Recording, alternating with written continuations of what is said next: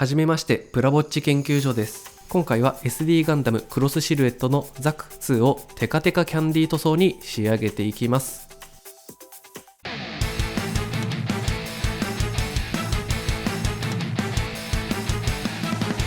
プラボッチ研究所。改めましてこんにちは。プラボッチ研究所のプラボッチです。今回全塗装していくのはこちらのキット。機動戦士ガンダムより SD ガンダムクロスシルエットザク2です。2018年7月発売で価格は880円です。SDCS シリーズということで2種類の内部フレームからの選択で頭身の切り替えができるのですが、頭身の高い CS フレームは別売りなので、今回は付属の SD フレームで作成していきます。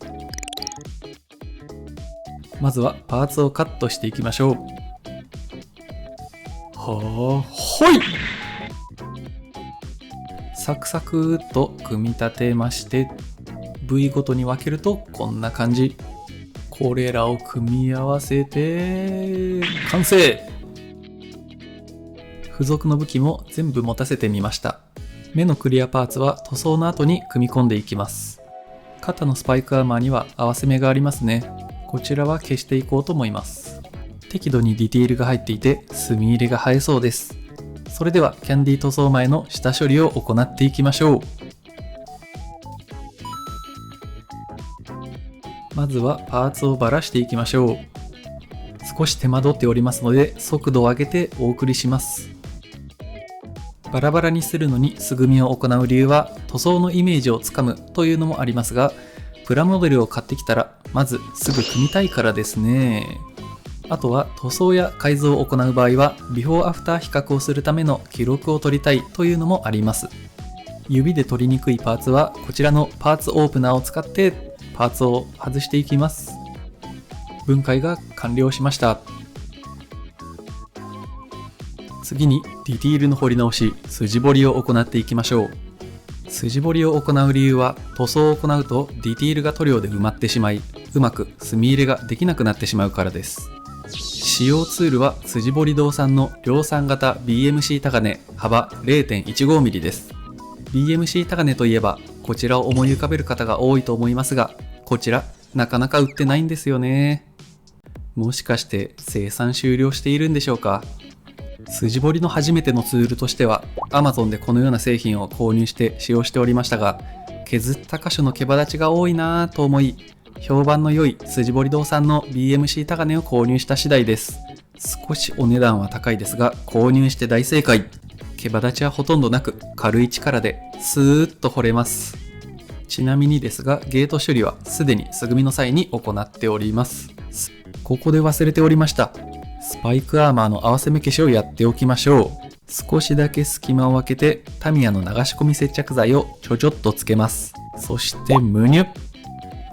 ナイスムニュです。十分に接着剤が完了したらムニュッと飛び出したところを整えて9大点。すべてのパーツの下処理が完了しましたので、いよいよお楽しみのキャンディー塗装を行っていきましょう。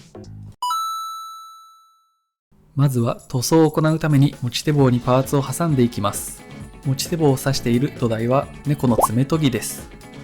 この田植えのような作業、結構時間かかるんですよね。左右対称のパーツは塗装しやすいように近くに刺しておきます。モノアイのクリアパーツは適当なランナーに両面テープをつけた持ち手棒につけました。ちょっと困ったのがヒートホークのクリアパーツ。マスキングテープを折り曲げたものを隙間に入れて、なんとか保持できそうです。パーツ全体はこのくらいの物量です。少ないですね。塗装ブースの方に移動しましょう。さあ、ようやく塗装です。全体の塗装手順としては、黒サフ、黒光沢、シルバー、各種クリアカラーの順で行っていきます。まずは黒サフを吹いていきましょう。使用するのは大容量で確かな品質、ガイアノーツのサーフェイサーエボブラックです。私はさっと使えるようにこちらのボトルに希釈した状態で入れてあります。エアーでなんとなくホコリを払って真っ黒に塗っていきます。サーフェイサーを塗布する理由ですが、ヤスリがけによって乱れてしまった表面の具合を均一にするためです。こちらのシールドが分かりやすいかもしれません。サーフェーサーを塗布する前はこのようにヤスリ跡が目立ちますが、サーフェーサーを塗布すると、あら美しい。表面具合が均一化されたのがわかると思います。緑のパーツだろうが黒のパーツだろうが問答無用で艶消しブラックにしていきます。完了。貧乏症なので残った塗料はボトルに戻しておきます。次に内部の SD フレームを塗布します。フレームは完成するとほぼ見えないのですが、腕関節とスカート裏が若干見えてしまいます。使用する塗料は大容量で確かな品質、ガイアノーツのサーフェーサーエボガンメタに少しブラックを混ぜたものです。このガンメタを使ったことある人、感じたことあると思うんですけど、ガンメタというよりシルバーじゃないという色なんですよね。持っているシルバーサフよりは確かに黒っぽいのですが、個人的にもう少し黒みが欲しいと思いブラックを混ぜております。塗布してみるとこんな感じ。何もしていないものと比べると色味はそのままで手を加えた感が出せます。次に黒サフを塗布したパーツに黒光沢を塗布していきましょう。黒の上に黒を重ねるという一見意味のないように思いますが、この作業は色を出すというよりも光沢にしておくという作業になります。使用する塗料はガイアノーツの EX 光沢ブラックです。こちらもよく使うので希釈したものをボトルに入れてあります。塗布するとこんな感じ。テッカテカになってますね。全パーツ完了。十分に乾燥させたら次の工程に行きましょう。さあ塗装も折り返し地点、キャンディー塗装の肝シルバーを塗布していきます。使用する塗料はクレオスのウルトラシルバーです。こちらのシルバー、キラキラというよりもギラギラ輝く感じがとても好きなんですよね。まずはこちらのシールドパーツから、エッジの部分は下地の黒色が残るようにグラデーションをかけて塗布します。シルバー系の塗料はエアの圧力を弱めにすると良いという情報をよく聞きますが、私の場合エア圧が弱いとハンドピースが詰まってしまい塗料が出なくなってしまうので、エア圧は変えずに引き金で塗料の量を調整して塗布しています。私は1対1で薄めていますが、もう少し薄めるのがいいんですかね。皆さんの希釈率を教えていただきたいです。拭き終わるとこんな感じ。光の当たり具合によって奥行き感がさらに際立ち、素敵な仕上がりになります。拳のパーツですが、手の甲にだけシルバーを吹きつけて、指は黒色のままにし、横着に塗り分けをしました。完成度を高めるならマスキングをして塗り分けた方がもちろん良いです。他のパーツもグラデーションを意識しながらシルバーを塗布していきます。なかなかいい感じに仕上がったのではないでしょうか。事前にディティールの彫り直しを行っていたので、墨入れを行わなくてもディティールラインが黒くはっきりと際立ちますね。まあこの後の各種クリアカラーを塗布した後に別途墨入れは行っていきます。すべてのシルバー塗装の工程が完了しました。まるでいぶし銀のような見た目で、このまま組んでもかっこよさそうです。さあ次の工程に移りましょう。塗装工程終盤、クリアカラーを塗布していきます。ザク2ですが、薄い緑と濃い緑の2種類がありますので、蛍光グリーンとクリアグリーンを使って色分けしていきます。まずメインカラーである薄いグリーンから塗りましょう。使用塗料はガイアノーツの蛍光グリーンです。黄緑色のような感じでザクに合うと思いチョイスしました。重ね塗りしすぎると暗い色になってしまうので、薄めに塗布するように心がけます。塗りすぎました。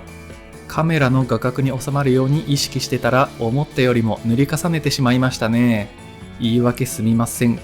しかしどうでしょう、この宝石のような輝き。エッジに黒色が残っていることによって、より奥行き感のある印象を受けますね。薄い緑の外装はこのまま塗り進め、リカバリーとして濃い緑の方を暗くすることにしました。塗り終わるとこんな感じ。なんか昔の消しゴムっぽいモンスターボールに入っていたポケモンの金属製のフィギュアを思い出しますね。次に濃い方の緑のパーツを塗っていきます。パーツとしては胸と腰です。こちらはまずクリアグリーンを全体に塗布していきます。仕上がりはこんな感じ。先ほどの蛍光グリーンと比較すると、これだけでもかなり色分けがはっきりしますね。さらに暗い緑色にしたいため、クリアブラックを重ね塗りしていきます。クリアの塗装はグラデーションを意識して塗らなくても良いので気が楽ですね。はい、右がクリアブラックを重ねがけした腰パーツです。左の胸パーツに比べて暗くなったのがわかりますね。まるでワカメのよう。緑のパーツは完了。最後にモノアイとヒートフォーク先端を塗装していきましょう。モノアイは蛍光ピンクを使用します。もともとの成型色が蛍光っぽいピンクなのですが、そのままですと外装の緑色に発色が負けてしまいますので、しっかり塗装していきましょう。ヒートフォークの方はまず全体に蛍光イエローを塗布して、根元の部分には蛍光レッドを塗布しました。蛍光レッドを吹きすぎたかなと思いましたが、外してみるといい仕上がりになっていそうです。このまま斧の持ち手につけると内部のブラックが悪目立ちしてしまうので、フォーアーティストマーカーで金色に塗っておきました。熱が通っているような仕上がりでいい感じです。これにてクリアパーツの塗装が完了しました。ディティールアップとしては墨入れとデカール貼りを行っていきます。まずはタミヤの墨入れ塗料ブラックで緑色に塗装したパーツたちに墨入れをしていきます。ディティールの彫り直しを行っていたのであまり変化がなさそうです。右が墨入れをしたパーツですがどうでしょうか。動画じゃ分かりにくいのですが肉眼で見ると影がより際立っています。こちらの動力パイプの隙間は墨入れをするとより立体感が出ますね。濃い緑に塗ったパーツはホワイトグレーを使って墨入れしていきます。こちらは影を落とすというよりもディティールを際立たせる墨入れです。黒のパーツも同様にホワイトグレーで墨入れをしていきます。十分に乾燥したらエナメル溶剤ではみ出た箇所を拭き取ります。ホワイトグレーの墨入れ塗料は初めて使ったのですが、ブラックより拭き取りにくい気がしますね。次に水転写デカールを少しだけ貼っていきます。今回はキャンディー塗装による塗膜を楽しみたいため、デカールはシールドに2つだけ貼ります。使用するのはジオン群汎用デカールです。まずはジオンのマークを貼っていきましょう。カッターで切り取り、水で濡らしたキッチンペーパーの上に置いてデカールが浮いてくるのを待ちます。どうでもいいかもしれませんが、これキッチンペーパーじゃなくて手を拭くペーパータオルですね。その間にデカールの密着性を高めるためにマークセッターを塗布します。デカールが浮いてきたらピンセットでつまんで貼りたい箇所に置きます。爪楊枝や綿棒で位置を調整して水分を拭き取りましょう。同様にザクの型式番号のデカールも貼ってみました。最後の仕上げにトップコート。光沢クリアを全パーツに塗布して塗るテカ感をさらに向上させていきましょう。こちらもよく使うので1対1に希釈してボトルに入れてあります。トップコートの恩恵が特に大きいのがこちらのデカールを貼ったパーツです。デカールの箇所だけマットな感じになっているので、いかにもシールを貼りましたよという質感になっています。シールの段差も目立ちます。ここに光沢クリアを塗布するとデカール部分も光沢になって一体感が出ます。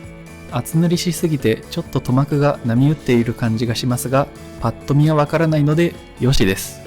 他のパーツも同様に光沢クリアを吹いていきます。これにて全ての塗装作業が完了です。いやー楽しかった。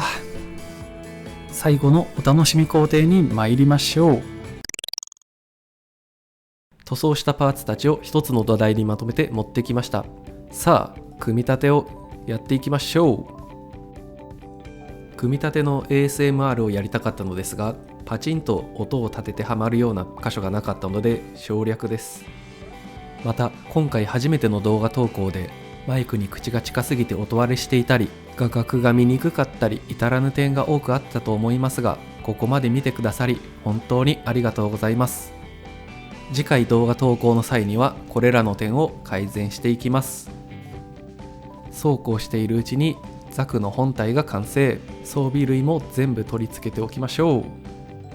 どうですかこのヌルテカのボディ。眩しい。これにて SDCS ザク2のキャンディ塗装完成です。プラぼっち研究所。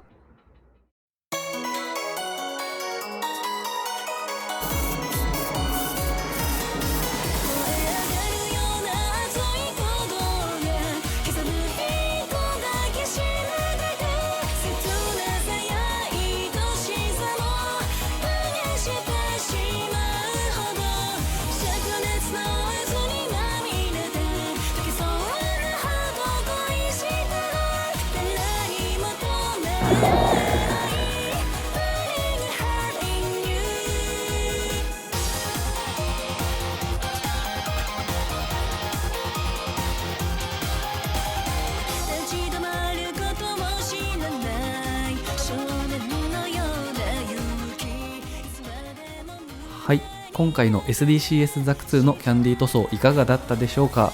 SDK は一つ一つのパーツが大きく丸っこいパーツも多いため、キャンディ塗装がとても映えてかっこいいんですよね。このキット結構しっかり色分けがされているので、素組み派の人にもおすすめです。塗装するにしても細かく部分塗装が求められるような箇所もないかなと思います。それではこの動画が良かった、次の作品も見てみたいと思った方はチャンネル登録と高評価ボタンもよろしくお願いします。ここまでのご視聴ありがとうございました。